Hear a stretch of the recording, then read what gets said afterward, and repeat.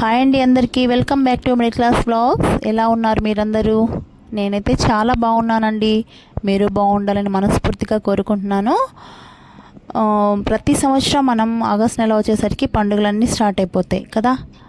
ఈ సంవత్సరం కూడా మనం అంటే ప్రతి శ్రావణ మాసంలో వచ్చే పౌర్ణమికి ముందు వచ్చే శుక్రవారము వరలక్ష్మి వ్రతం జరుపుకుంటాం. సో హిందూ మహిళలందరూ అత్యంత పవిత్రంగా ఈ వ్రతాన్ని ఆచరిస్తారు. ఈ వ్రతం చేయడం వల్ల మన కుటుంబము సుఖశాంతులతో ఐశ్వర్యంతో వర్ధిల్లుతుంది అని అందరి ప్రగాఢ విశ్వాసం కదా. నమస్తే సర్వలోకానాం జననీ మధ్య సంభవాం శ్రియం మున్నిద్ర పద్మాక్షీం విష్ణువక్షస్థితాం. లక్ష్మీదేవి క్షీరసముద్రం నుండి ఉద్భవించినప్పుడు దేవతలందరూ ఆమెను ఈ శ్లోకంతో స్తుతించారు. వారి స్తుతులకు ప్రసన్నురాలైన లక్ష్మీదేవి వారిని వరం కోరుకోమనగా అప్పుడు దేవతలు ఈ స్తోత్రం పఠించిన వారిని విడవవద్దని ఇంద్రుడు కోరారు. ఆమె ఆ వరాన్ని అనుగ్రహించింది. ఆ శ్లోకాన్ని పఠిస్తున్న వారింట లక్ష్మీదేవి కొలువై ఉంటుందన్న నమ్మకం కూడా ఉంది. హిందువులు లక్ష్మీ పూజ చేసే పర్వదినాల వంటి సందర్భాలు రెండున్నాయి. ఒకటేమో దీపావళి అయితే మరొకటేమో శ్రావణ మాసం. శ్రావణ మాసంలో ప్రతిరోజు లక్ష్మీ పూజ చేయవచ్చు. అయితే దీపావళి రోజు శ్రావణ మాసంలోనూ ఏకరీతిన లక్ష్మీ పూజ ఎలా చేయవచ్చనంటే శ్రీ సూక్త మంత్రాలతో కానీ, లక్ష్మీ సహస్రనామాలతో కానీ, లక్ష్మీ అష్టోత్తర శతనామాలతో కానీ, లేదా లక్ష్మీ దండకం లేదా లక్ష్మీ స్తుతి లక్ష్మీదేవిని అర్చించవచ్చు. లక్ష్మీదేవిని పూజించే రోజు ఇంటిని శుభ్రంగా కడిగి తుడుచుకుని ఇంటి మధ్య భాగంలో ధాన్యాన్ని దాసిగా పోసి దాని మీద తెల్లని వస్త్రాన్ని కప్పి ఆ వస్త్రం మీద లక్ష్మీ విగ్రహాన్ని ఉంచి ఆమెకి ఇష్టమైన తెల్లని పూలు, తెల్లని గంధము, తెల్లని వస్త్రాలు, ముత్యాలు మొదలైన వాటితో అలంకరించవచ్చు అన్నమాట. సరసిజ నిలయే సరోజహస్తే ధవళ తమాంశుక గంధమాల్య శోభే భగవతి హరివల్లభే మనోజ్ఞే త్రిభువన భూతికరీ ప్రసీద మహ్యం అంటూ కూడా పూజించవచ్చు. పై పద్యంలోని భావం ఏంటి అంటే, పద్మమే నివాసంగా కలదానా, పద్మాని నీ చేతితో ఆభరణంగా ధరించిన దానా, మిక్కిలి తెల్లనైన వస్త్రాలను గంధాన్ని మాలికలుగా చేసుకుని రమణీయంగా ఉండేదానా, శ్రీవారికి భార్యవైన దానా, నా మనసులోని భావాలు గ్రహించిన దానా, త్రిభువనాలకి సంపదనిచ్చే తల్లి నన్ను రక్షించు అని భావం. లక్ష్మీ కటాక్షం కోసం భగవద్గీత పారాయణం చేయాలని కూడా శాస్త్రం చెప్తోంది. భగవద్గీతలో అధ్యాయాల సంఖ్య 18.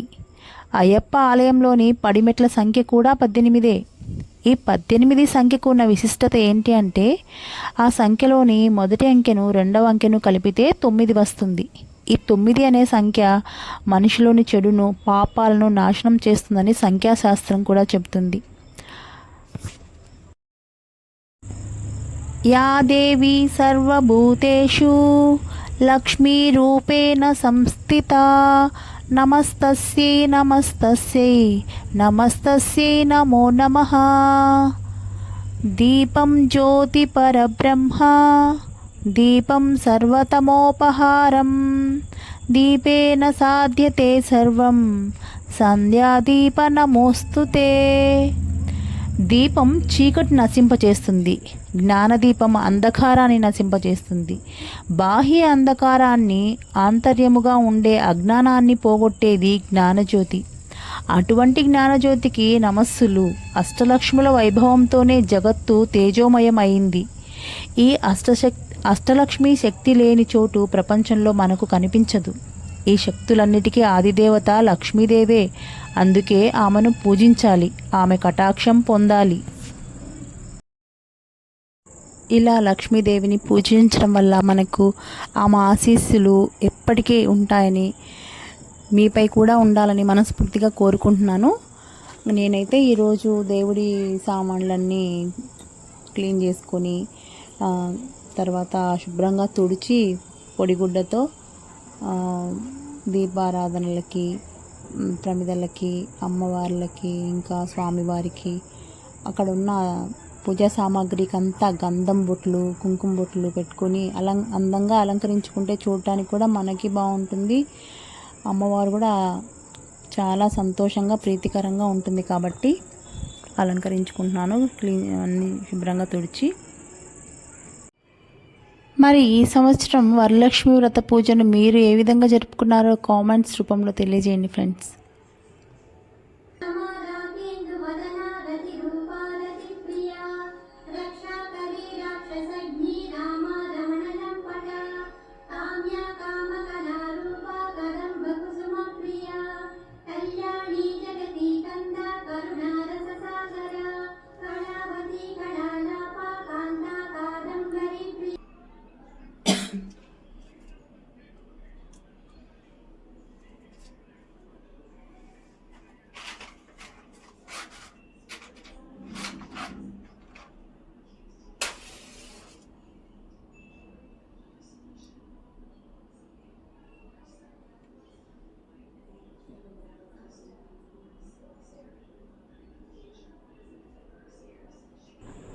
దేవుడి అలంకరణ అంతా కంప్లీట్ అయిపోయిందండి. ఇంకా కొంచెం వీడియో తీయలేకపోయాను. దేవుడి గూడు కూడా నీట్గా అలంకరించుకున్నాను నేను. ఇంకా పూజ చేసుకోవడమే తరువాయి. ఒకసారి శైవల దేశంలో చారుమతి అనే సతీశీలుడారు ఉండేదంట. ఆమెకు స్వప్నంలో లక్ష్మీదేవి దర్శనమిచ్చి శ్రావణ శుక్రవారం నా వ్రతం ఆచరించు, నీకు ఐశ్వర్యం కలుగుతుంది అని చెప్పిందట. చారుమతి ఆ అమ్మవారు చెప్పిన విధంగానే వ్రతం చేయగా ఆమె కుటుంబం ధనధాన్యాలతో నిండిపోయిందంట. ఈ కథ విని ఇతర మహిళలు కూడా ఈ వ్రతాన్ని ఆచరించడం మొదలుపెట్టారంట అప్పటి నుంచి. ఓం హిరణ్యవర్ణాం హరిణీం సువర్ణరజతస్రజాం చంద్రాం హిరణ్మయీం లక్ష్మీం జాతవేదో మమావహ తామా ఆవాహ జాతవేదో లక్ష్మీమనపగామినీం యస్యాం హిరణ్యం విందేయం గామశ్వం పురుషామహం అశ్వపూర్వాం రథమద్యాం హస్తినాద ప్రబోధినీం శ్రియం దేవీముపాహ్వయే శ్రీర్మా దేవీర్పుషతాం. ఇది ఈరోజు వీడియో ఫ్రెండ్స్. ఎలా అనిపించింది వీడియో మీకు? ప్లీజ్ కామెంట్స్ రూపంలో తెలియజేయండి. కొత్త వాళ్ళు ఎవరైనా నా ఛానల్ చూస్తున్నట్టయితే ప్లీజ్ సబ్స్క్రైబ్ చేసుకోండి, లైక్ చేయండి, షేర్ చేయండి. Thank you for watching.